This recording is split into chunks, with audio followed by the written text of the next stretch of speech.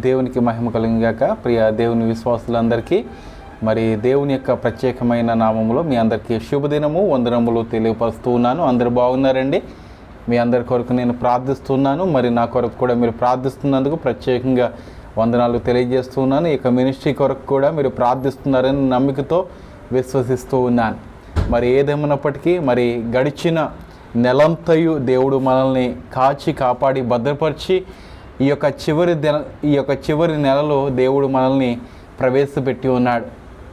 మరి ప్రత్యేకంగా మరి ప్రతి ఒక్కరికి తెలియజేస్తూ ఉన్నాను, ఈ యొక్క చివరి నెలలో చాలామంది జాగ్రత్తగా ఉండాలని ప్రభుపేట మిమ్మలను వేడుకుంటూ ఉన్నాను. ఎందుకంటే ఈ యొక్క చివరి నెలలో ఎన్నో యాక్సిడెంట్లు మనం చూస్తూ ఉన్నాం. గడిచిన మరి సంవత్సరంలో చూస్తున్నట్లయితే ఎన్నో గొప్ప యాక్సిడెంట్లు జరిగి ఉన్నాయి.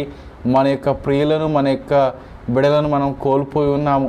మరి అటువంటి సమయాలు మన యొక్క కుటుంబాల్లో ఉండకూడదని మరి ప్రభుపేట నేను వేడుకుంటూ ఉన్నాను. మరి దేవుడు మన యొక్క కుటుంబాలను దీవించేలాగన ప్రతిదినము ఆయన కొరకు మనము కనిపెట్టుకుందాం. ప్రార్థన చేసుకుని వాక్య పరిచయలోకి వెళ్దాం. పరిశుద్ధుడా, ప్రేమల తండ్రి, మహోన్నతుడా, నీకు కృపను బట్టి మరొకసారి వందనములు. ఇదిగో ప్రభా, ఈ యొక్క దినమందు నాయన మరి చక్కటి వాక్యము నేను విత్తడానికి నాయన నీ యొక్క పాత్రగా నన్ను ఎంచుకున్నందుకు నీకు వందనములు. ప్రభా, యొక్క సమయమందు వాక్యము విత్తనై ఉండగా నీ యొక్క పరిశుద్ధాత్మ ద్వారా మా అందరితోటి సూటిగా తేటగా మీరు మాట్లాడండి నాయన. ప్రభువా, మా యొక్క హృదయాలకి కావలసిన మరి చక్కటి వర్తమానము నాయన మీరు అనుగ్రహిస్తున్నాడు ఇచ్చి ఉన్నాం. ఎవరైతే ప్రభువా ఈ యొక్క వాక్యాలను చేరవేస్తూ ఉన్నారో, ఈ వాక్యాలను వింటూ ఉన్నారో ప్రతి ఒక్కరిని మీరు దీవించండి. ఆధ్యాత్మికముగా ఇంకను వారిని మీరు బలపరిచి నేను మరి స్థిరులుగా మీరు చేసుకుంటారని యేసు నామములో వేడుకుంటున్నాము తండ్రి, ఆమేన్. మరి ఈ రోజున చక్కటి వాక్యాంశము ద్వారా మీ ముందరికి వచ్చి ఉన్నాను. ఈ రోజున వాక్యాంశము ఏమిటంటే దృష్టాంతముగా ఉన్న పునరుద్ధానము. దృష్టాంతముగా ఉన్న పునరుద్ధానము అనగా, దృష్టాంతము అనగా మరి ఉదాహరణ కావచ్చు, నమూనా కావచ్చు, అలాగనే మార్గదర్శనము అని కూడా ఈ యొక్క పదానికి అర్థము కలిగి ఉంటూ ఉన్నది. మరి చక్కటి పదాలు కలిగి ఉన్న ఈ యొక్క అంశాన్ని మరి ఏ రీతిగా దేవుడు మరి ముందుకు సాగిస్తాడన్నది మనం వేచి చూద్దాము. దేవుని యొక్క వాక్యాన్ని మనం విని ఆ వాక్యానుసారముగా మనము జీవించినట్లయితే దేవుడు మనకి ఒక మార్గదర్శిగా, ఒక నమూనాగా మనకు జీవితానికి ఆయన తోడుగా ఉంటాడు. ఈరోజు నా వాక్యాంశంలో మరి మొట్టమొదటిగా వాక్యాన్ని నేను స్థిరపరచుకుని ఉన్నాను. మొదటి పేతురు 1వ అధ్యాయము 3-4 వాక్య భాగంలో మనము పరిశీలన చేసినట్లయితే ప్రియ దేవుని సంగమ, ఇక్కడ చక్కటి మాటలున్నాయి. మన ప్రభువగు యేసుక్రీస్తు తండ్రి అయిన దేవుడు స్తుతింపబడును గాక. మృతుల నుండి యేసుక్రీస్తు తిరిగి లేచుట వలన జీవముతో కూడిన నిరీక్షణ మనకు కలుగునట్లు, అనగా అక్షయమైనదియు నిర్మలమైనదియు వాడబారనిదినైన స్వాస్థ్యము మనకు కలుగునట్లు ఆయన తన విశేష కనికరము చొప్పున మనలను మరల జన్మింపచేసెను. మరి ఈ యొక్క జన్మింపచేసెను అనే పదాన్ని మనం చూసుకున్నట్టయితే ప్రియ దేవుని సంగమ, ఈ యొక్క మత్తయి సువార్తలో దేవుని కుమారుడి దగ్గరికి ఒక అధికారి వచ్చినప్పుడు, నేను ఎలాగున నీ యొక్క రాజ్యాన్ని నేను పొందుకోవాలని మరి ఆయనను అడిగినప్పుడు, నీవు మరలా జన్మించాలి అని యేసు ప్రభు చెప్పి ఉన్నాడు. అయితే ఆ యొక్క అధికారికి అర్థము కాక, నేను మరలా నా యొక్క తల్లి యొక్క గర్భంలోనికి వెళ్ళి నేను జన్మించాలా అనే ఆలోచన కలిగి ఉన్నది. ఈ యొక్క జన్మించడం అంటే ప్రియ దేవుని బిడ్డలారా, క్రీస్తులో మనం జన్మించాలి. క్రీస్తులో ఎలా జన్మించాలి? క్రీస్తుని నిజ రక్షకునిగా మనము అంగీకరించడమే మనము మరలా జన్మించడము. దేవుని స్తోత్రము కలిగింది గాక. అయితే ప్రియ దేవుని విశ్వాసులారా, ఇక్కడ మన ప్రభువుకు యేసుక్రీస్తు తండ్రి అయిన దేవుని స్తుతింపబడును గాక. మనకు జీవితాల ద్వారా దేవుడు స్తుతింపబడాలి. ఈ రోజున ఏమండి, మనం చూడటం లేదు, కానీ ఆ పరలోక రాజ్యంలో దేవుణ్ణి నిత్యము ఆ యొక్క దూతలు స్తుతిస్తూ ఉన్నాయి. ఆ గుంపులో నేను ఉండాలంటే ఈ రోజున మనం ఏం చేయాలి? మరలా జన్మించాలి.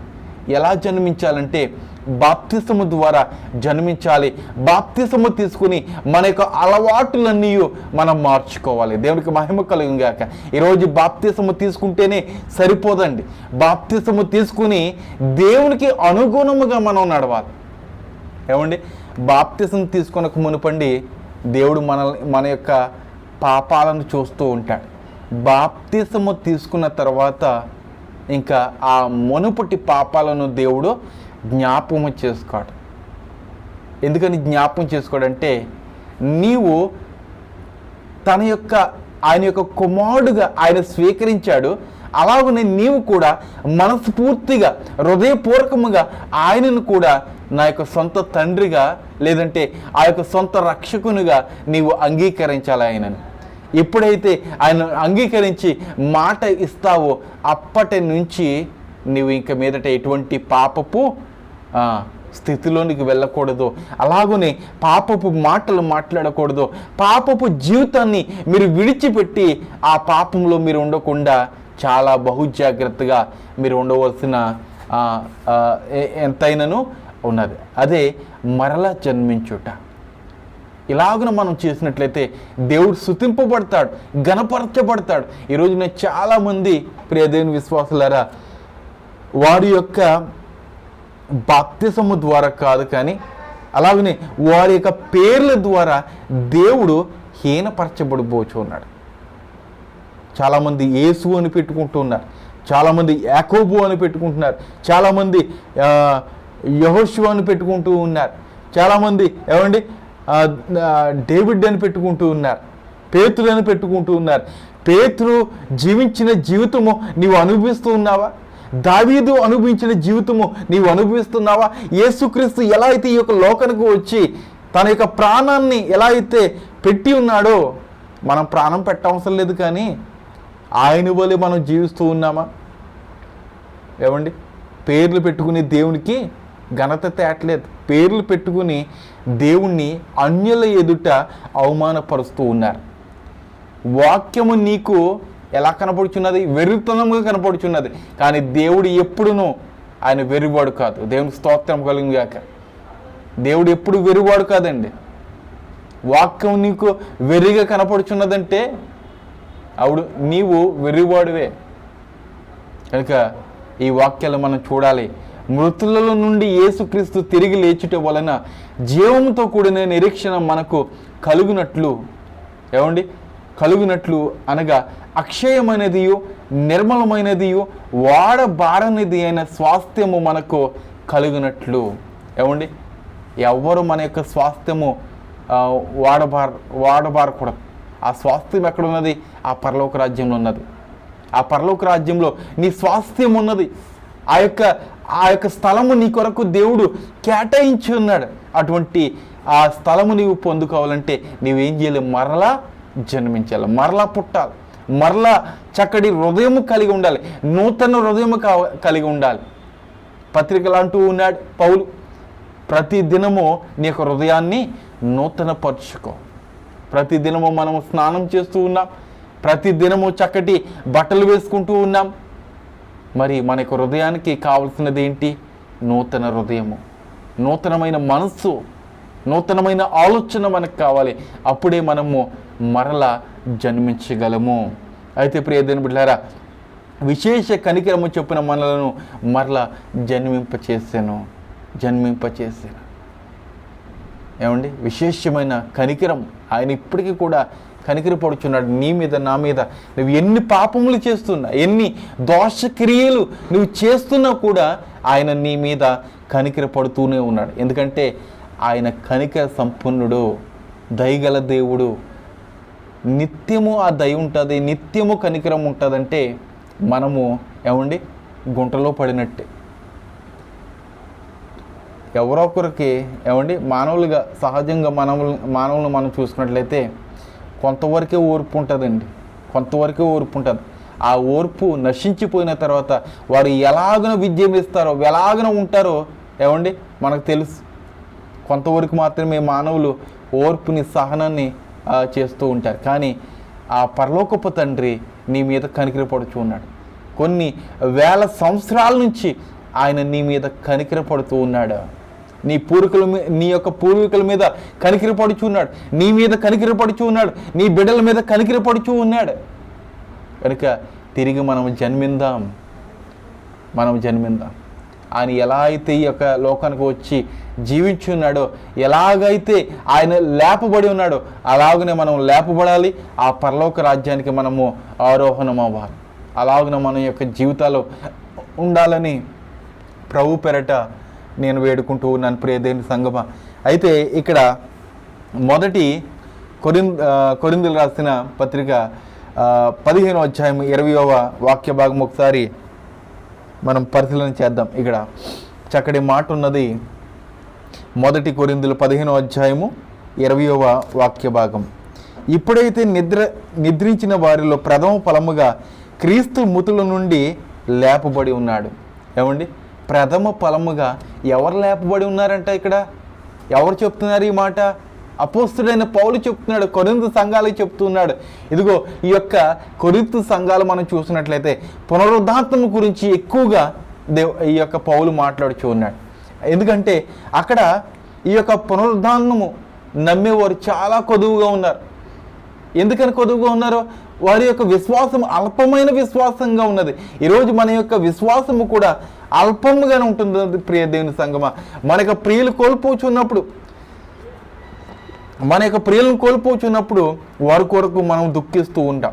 ఏమండి, సంవత్సరాలు మనం దుఃఖిస్తూనే ఉంటూ ఉన్నాం. ఎందుకని? నా మధ్య నుంచి లేడే, నీవు అతనితో కూడా లేదంటే ఆమెతో కూడా నీవు ఉండాలంటే ప్రభు యొక్క రాకడలో నా కుమార్తె, నా యొక్క భార్య, నా యొక్క భర్త లేపబడతారు అనే నమ్మకము, విశ్వాసము నీకు కలిగి ఉన్నట్లయితే దేవుడు మరొకసారి వారిని నీకు చూపిస్తాడు. దేవుని స్తోత్రం కలుగును గాక. ఏమండి, చక్కటి ధన్యత. నీవు ఏం చేయాలంటే మరలా జన్మించాలి, నూతన హృదయం కలిగి ఉండాలి. ఆయన యొక్క కనికరములో నీవు ఉంటే ఆయన మరల నిన్ను జన్మింపచేస్తూ ఉంటాడు. కనుక ఈ యొక్క వాక్యం ఏమి సెలవిస్తుంది? ఇప్పుడైతే నిద్రించిన వారిలో ప్రథమ ఫలముగా క్రీస్తు మృతుల నుండి లేపబడి ఉన్నాడు. ఆదిలో ఎలా అయితే వారు నమ్మలేదో, ఈ యొక్క రోజుల్లో కూడా క్రీస్తు నిజముగా లేచి ఉన్నాడని కూడా నమ్మలేని స్థితిలో ఉంటూ ఉన్నారు. మన యొక్క తండ్రులు అయితే క్రైస్తవ బిడ్డలుగా చనిపోయి ఉన్నారు. కానీ మనము ఈ రోజున క్రీస్తు జన్మించి ఉన్నాడా, క్రీస్తు లేచి ఉన్నాడా, క్రీస్తుని అలాగున చేస్తున్నారా అని అపనమ్మకముతోటి ఉంటూ నాస్తికులుగా మనం ఈ యొక్క లోకంలో కనబడుచు ఉన్నాం. నాస్తికులు అంటే వారికి ఇంకా ఏ దేవుడు ఉండడు, నేనే దేవుణ్ణి, నేను చెప్పిన మాటే వేదము అని తిరుగులాడుచూ ఉంటారు. ప్రియదేని సంగమా, మనకంటూ ఒక దేవుడు ఉన్నాడు. మనము నాస్తికులుగా ఉండకూడదు. మనము దేవుని ఎరిగిన వారిగా మనం ఉండాలి. పక్షులు ఎరుగుచూ ఉన్నాయండి, దేవుని ఎరుగుచూ ఉన్నాయి. ఈ యొక్క చెట్లు చామలు ఎరుగుచూ ఉన్నాయి. ఈ యొక్క చెట్లు చామలు, ఈ యొక్క పక్షులు దేవుని యొక్క మాట వింటూ ఉన్నాయి. కానీ మానవుడు మాత్రము దేవుని యొక్క మాట వినటం లేదు, వెచ్చలవిడిగా తిరుగులాడుచూ ఉన్నాడు. ఏమండి, ఇక్కడ నోవాహు దినాల్లో మనం చూసుకున్నట్లయితే 120 సంవత్సరాలు దేవుని యొక్క సేవ చేస్తున్నాడు నోవాహు. ఏమండి, సమయం ఇచ్చి ఉన్నాడు దేవుడు. 120 సంవత్సరాలు సమయం ఇచ్చాడు దేవుడు. 1-2 సంవత్సరాలు కాదండి, 120 సంవత్సరాలు సమయం ఇచ్చి ఉన్నాడు. దేవుని యొక్క వాక్యము ప్రకటించి ఉన్నాడు. అయితే ఎంతమంది రక్షింపబడ్డారు ఆ రోజున? కేవలము 8 మంది మాత్రం. ఆ 8 మంది కూడా నోవాహు యొక్క కుటుంబస్తులే. ఈ రోజున సమయం ఇస్తూ ఉన్నాడు ప్రియదేవుని బిడ్డలారా. ఏమండి, ఆ రోజునైతే 120 సంవత్సరాలు దేవుడిచ్చి ఉన్నాడు. ఈ రోజున మరి ఎన్ని సంవత్సరాలు, ఎన్ని రోజులు, ఎన్ని నిమిషాలు నీకు నాకు ఇస్తాడో తెలియదు. ఊపిరున్నంత వరకు చక్కగా బ్రతికితే సరిపోదు. ఊపిరున్నంతసేపు మనం దేవుని పేరట మనం నిలిచినట్లయితే ఊపిరి పోయినాక దేవుని యందు ఉంటాం. దేవునికి స్తోత్రం కలిగింది కాదు.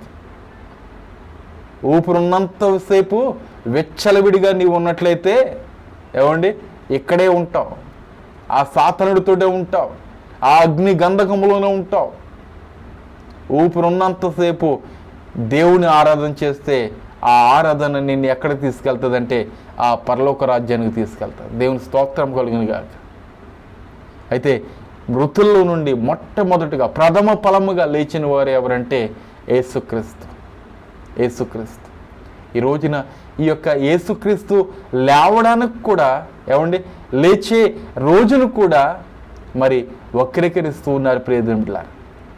ఆ రోజునే ఏమండి ఆరాధన చేసుకోవాలి, ఆ రోజునే దేవుని ఆరాధన చేయాలి అని చెప్తూ ఉన్నారు. కానీ దేవుడు లేచిన రోజు ఆరాధన దినము కాదండి. దేవుడు ఎప్పుడు విశ్రాంతి దినము తీసుకున్నాడో మనం జ్ఞాపకం చేసుకోవాలి. మత్తయి సువార్త 28వ అధ్యాయం 1వ వచనములో ఏమండి చాలా విషయాలు తెలియజేస్తున్నారు.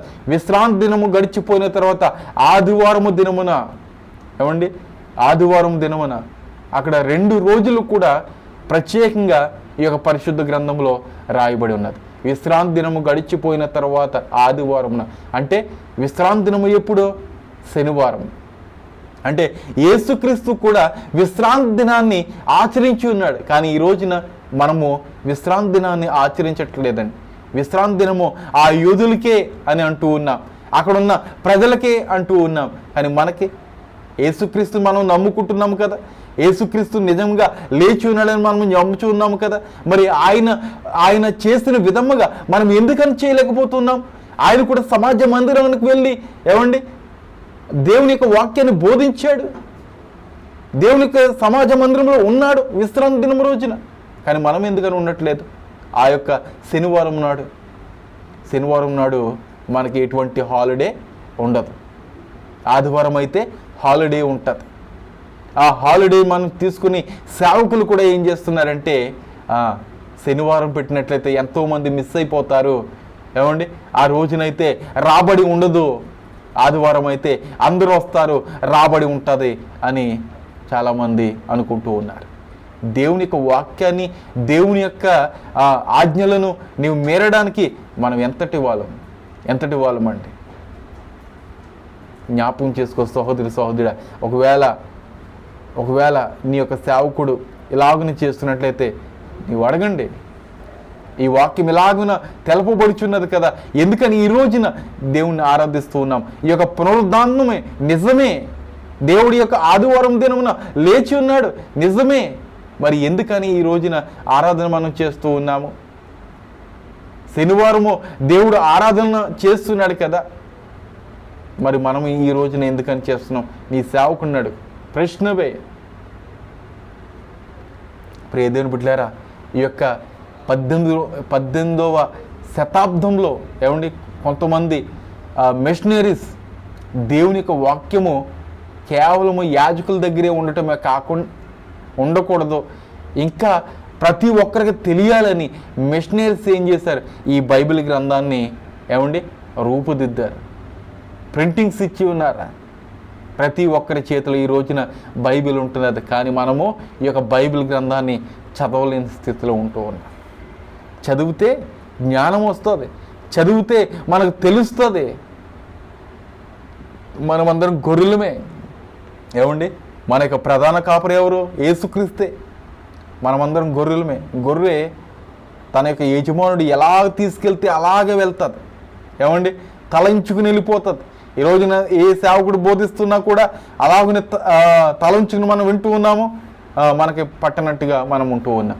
అది నిజమా కాదా అన్నది ఈ యొక్క పరిశుద్ధ గ్రంథంలో తేరి చూడలేని స్థితిలో ఉంది. ఎందుకంటే మనకు తెలియదు ఆ వాక్యం ఎక్కడున్నది, ఆ వచనాలు ఎక్కడున్నది, ఈ యొక్క పరిశుద్ధ గ్రంథంలో ఎన్ని పుస్తకాలు ఉన్నాయని కూడా తెలియని దౌర్భాగ్యమైన స్థితిలో క్రైస్తవ సంఘాలు ఉంటూ ఉన్నాయి. ప్రియ దేవుని బిడ్డలారా, ఇంకా పునరుద్ధాంతం అంటే ఏంటి ఏమండి, విశ్రాంతి దినం అంటే ఏంటి, గుడ్ ఫ్రైడే అంటే ఏంటి ఏమండి, ఇంకను ఆ యొక్క ఇజ్రాయేల్కి ఎన్ని పండగలు ఉన్నాయన్నది కూడా తెలియని ఆ స్థితిలో ఉంటూ ఉన్నా.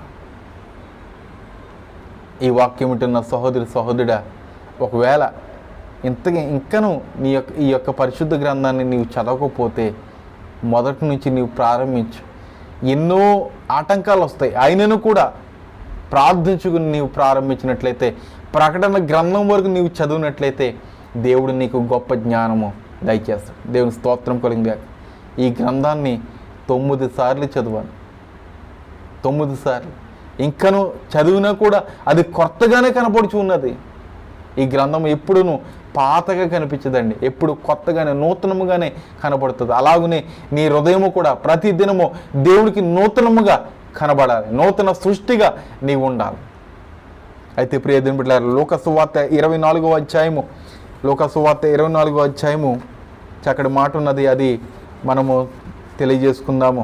లూకా సువార్త 24వ అధ్యాయం 38 నుంచి ఒకసారి మనము పరిశీలన చేసినట్లయితే, ఇక్కడ లూకా సువార్త 24:38 నుంచి ఒకసారి చూద్దాం. అప్పుడు ఆయన, మీరెందుకు కలవరపడుచున్నారు? మీ హృదయములలో సందేహములు పుట్టినెలా?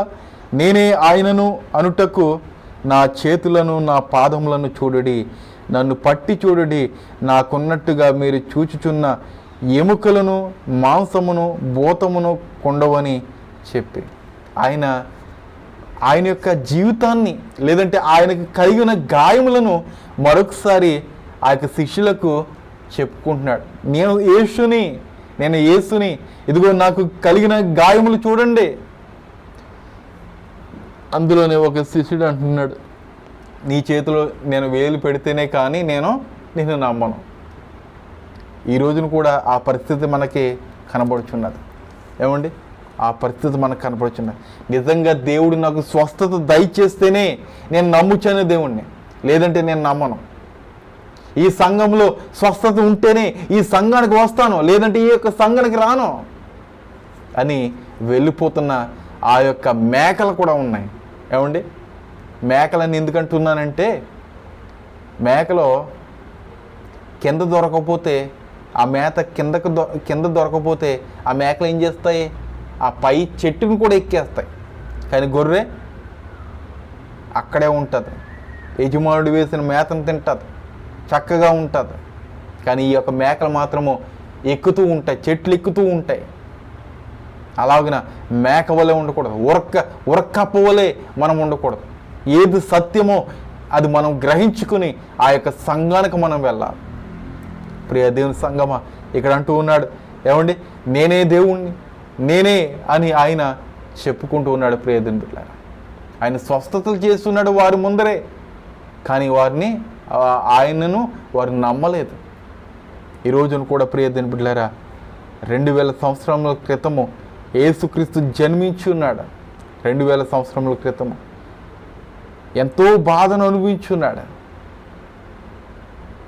ఆయనను కూడా మనము ఈ రోజుల్లో, ఏమండి, మనము దేవుని మర్చిపోతున్నాం, దేవుని విడిచిపెట్టి మనం తిరుగుతూ ఉన్నాం. మరొక వాక్యం చదువుకుని మనం ముగించుకుందాం. మత్తయి సువార్త 24వ అధ్యాయము 14వ వచనంలో ఒక మాట ఉన్నది, మరియు ఈ రాజ్య సువార్త సకల జనములకు సాక్షార్థమై లోకమంతటను ప్రకటింపబడును, అటు తర్వాత అంతము వచ్చును. దేవుని స్తోత్రము కలిగింది కాక. ఈరోజు అంతము గురించి కూడా దేవుడు మాట్లాడుతూ ఉన్నాడు. పునరుద్ధానమే కాదు, ఏమండి, ఆ యొక్క మార్గదర్శనమే కాదు, ఆ నమూనా కాదు, ఆ యొక్క దేవుని యొక్క 2వ రాకడ గురించి కూడా దేవుడు మాట్లాడుతూ ఉన్నాడు. ఆదిలోనే, ఏమండి, ఆ యొక్క 2వ శతాబ్దం నుంచి ఈ యొక్క పునరుద్ధానాన్ని ఎన్నో విధాలుగా మార్చేస్తున్నారండి. దేవుని చెప్పిన మాట ప్రకారంగా నడవక ఈ యొక్క లోకము ఎంతగానో దేవునికి దుఃఖము కలిగిస్తూ ఉన్నది. ఈ రోజున దుఃఖం కలిగించేవాడుగా నీవు నేను ఉన్నామా? దుఃఖము కలిగించే సేవకుడుగా నీవు నేను ఉన్నాము జ్ఞాపం చేసుకుని మారు మనసు కలిగి, ఇప్పుడైనా పర్వాలేదండి, సమయం ఉన్నది, సమయాన్ని సద్వినియోగం చేసుకుని, ఏమండి, మనం బ్రతికినట్లయితే ప్రభు తప్పకుండా ఆయన యొక్క రాకడ మనల్ని జ్ఞాపం చేసుకుంటాడు. ఈ రోజున వాక్యాంశం ఏంటండి? దృష్టాంతముగా ఉన్న పునరుద్ధానం. ఆ పునరుద్ధానం మనం తిరిగి లేపబడాలి. యేసుక్రీస్తు ఎలా అయితే ప్రథమ ఫలముగా లేపబడి ఉన్నాడు, అలాగున ఆయనతో ఉన్న వారందరూ లేపబడాలి. దేవునికి మహిమ కలుగుగాక. ప్రార్థన చేసుకుందాం. మరి గడిచిన నెలంతయు సహోదరుడు వినోద్ కొరకు మనం ప్రార్థించి ఉన్నాం. వినోద్ గారు దూరదేశం నుంచి మరి స్వదేశానికి క్షేమంగా నడిపించబడ్డారు. చాలా సంతోషము. అలాగనే మరి ఈ నెలలో దొండపట్టి బాలరాజు గారు కూడా మరి స్వదేశానికి రాబోచున్నారు. వారి యొక్క ప్రయాణకాల ముందు కూడా దేవుడు సహాయం చేసేలాగా మనము ప్రార్థన చేద్దాం. అలాగనే చాలామంది దూరదేశం నుంచి వస్తూ ఉన్నారు. వారి కొరకు కూడా మనము ప్రార్థన చేద్దాం. ప్రార్థించుకుందాం. అందరూ భక్తితో శ్రద్ధగా కళ్ళు మూసుకున్నట్లయితే ప్రార్థన చేసుకుందాం. ప్రార్థనలు జ్ఞాపకం చేసుకోండి. మరి మా అత్తయ్య గారు సావిత్రమ్మ గారు దేవుని యొక్క కృపను బట్టి మరి వారు చక్కటి ఆరోగ్యము వారికి కలిగి ఉన్నది. వారి కొరకు ఇంకను మరి ప్రార్థన చేయండి. బలహీనతగా ఉన్నారు. ప్రార్థన చేసుకుందాం. పరిశుద్ధుడా, ప్రేమల తండ్రి, మహోన్నతుడా, నీ యొక్క కృపను బట్టి మరొకసారి వందనములు ప్రభువా. ఇదిగో నైనా యొక్క సమయమందు ప్రభా ప్రార్థిస్తుండగా మా యొక్క ప్రార్థన మీరు ఆలకించండి నైనా. మా యొక్క ప్రార్థనకు జవాబు దయచేసే గొప్ప దేవుడు ఈ యొక్క లోకంలో నీవు తప్ప ఎవరు లేదు తండ్రి. మా పాపములను క్షమించండి ప్రభువా. ఇదిగో నైనా నీ యొక్క పునరుద్ధానము ప్రభా ఎంతో నైనా మరి మేలు కలిగించేది ప్రభువా. నైనా మరి తిరిగి మేము జన్మించే రీతిగా నీ యొక్క పునరుద్ధానము నైనా మాకు కనిపిస్తూ ఉన్నది. నీ చిత్తమైతే ప్రభా నిన్ను నమ్ముకుని నిన్ను విశ్వసించి ఎన్నో గొప్ప కార్యములు మాకు జీవితంలో చూడటానికి మాకు సహాయం ఇచ్చేయండి నాయన. ప్రభా నీ చిత్తమైతే ప్రభా ప్రాముఖ్యంగా నైనా మరి ఆ యొక్క బిడ్డ ప్రభా వినోద్ గారిని క్షేమంగా స్వదేశానికి మీరు నడిపించినందుకు నీకు వందనాలు ప్రభువా. ఆ బిడ్డ ఎంతకాలం యొక్క నైనా మరి ఆ యొక్క స్వదేశంలో ఉంటారో అంతకాలము నైనా వారి యొక్క కుటుంబాన్ని మీరు దీవించండి, ఆశీర్వదించండి. వారి యొక్క తిరిగి ప్రయాణం కూడా మరొకసారి మీరు సహాయం చేస్తున్నాడు చూన్నాం. అలాగే ప్రభువా మరి బాలాజీ గారు కూడా నైనా వారు కూడా స్వదేశానికి రాబోచుండ నైనా మరి ఎక్కుచున్న వాహనం నుంచి దిగుచున్న వాహనం వరకు ఆ బిడ్డకు మీరు సహాయం చేసి నడిపించండి. అలాగే ప్రభువా యొక్క దేశంలో ఉన్న నైనా మరి ఈ యొక్క దేశస్తులను కూడా మీరు జ్ఞాపకం చేసుకోండి ప్రభువా. అలాగే ప్రభా మరొక దేశంలో ఉన్న మా యొక్క ప్రియులు సావిత్రమ్మ గారిని బట్టి నీకు వందనాలు ప్రభా. బిడ్డకి నాయన ఎంతగానో నాయన మరి ఆ యొక్క హాస్పిటల్లో తండ్రి కొన ఊపిరితో ఉన్నప్పుడు ఆ బిడ్డను ప్రభా మీరు లేవనెత్తి ఆ బిడ్డకి చక్కటి ఊపిరిని మీరు దయచేస్తున్నందుకు నీకు వందనాలు ప్రభువా. నైనా మరి నిశ్చితమైతే ఇంకా బలహీనతగా ఉన్నారు. ఆ బిడ్డ మీరు బలపరచండి, స్థిరపరచండి. ఆ బిడ్డకి సేవలు చేస్తున్న వారి యొక్క సహోదరుని కూడా మీరు జ్ఞాపం చేసుకుని ఆశీర్వదించండి నాయన. ఇదిగో ప్రభు నిశ్చితమైతే మరొక దేశాల్లో ఉన్న బిడ్డలను బట్టి నీకు వందనాలు ప్రభువా. నైనా మరి యొక్క దేశాన్ని మీరు దీవించండి, బాగుపరచండి ప్రభువా. నైనా ప్రతి ఒక్కరిని యొక్క రాకడ కొరకు కనిపెట్టుకుని యోధులుగా ఉండటానికి మాకు సహాయం చేయండి. ఇదిగో ప్రభా ప్రార్థించమని అడిగి ఉన్న ప్రతి ఒక్కరిని మీరు దీవించండి. ప్రత్యేకంగా అఖిల్ గారు నైనా ఆర్థిక సమస్యలు ఉన్నాయి, వారికి ఆర్థిక సమస్యల నుంచి మీరు తొలగించి వారిని దీవించండి. ఇదిగో ప్రభా మరి అదే రీతిగా ప్రభా దుర్గ గారిని బట్టి నీకు వందనాలు. వారిని కూడా మీరు జ్ఞాపకం చేసుకోండి. చిన్నబాబు గారిని వారి యొక్క కుటుంబాన్ని మీరు జ్ఞాపకం చేసుకోండి, ఆశీర్వదించండి ప్రభువా. నిశ్చితమైతే తండ్రి సుభాష్ని గారు మీరు జ్ఞాపకం చేసుకోండి. నైనా మరి రమ్య గారిని మీరు జ్ఞాపకం చేసుకోండి ప్రభా. గర్భఫలం లేని వారిని ప్రత్యేకంగా మీరు జ్ఞాపకం చేసుకుని వారి యొక్క గర్భాలను మీరు ముట్టండి, స్వస్థపరచండి. నిశ్చితమైతే ఈ యొక్క ప్రార్థనకు మీరు నైనా మరి మాకు జవాబు దయచేసి ఈ యొక్క వాక్యాన్ని వింటున్న వారిని ప్రార్థనలు ఏకీపిస్తున్నారని ఈ యొక్క వాక్యాన్ని చేరవేస్తున్న వారిని ప్రత్యేకంగా మీరు దీవిస్తారని యేసు నామములో వేడుకుంటున్నాము తండ్రి. ఆమేన్. అందరికీ వందనాలండి. శుభదినము. దేవుడు మీ యొక్క కుటుంబాన్ని దేవుడు దీవించి ఆశీర్వదించిన గాక. ఆమేన్.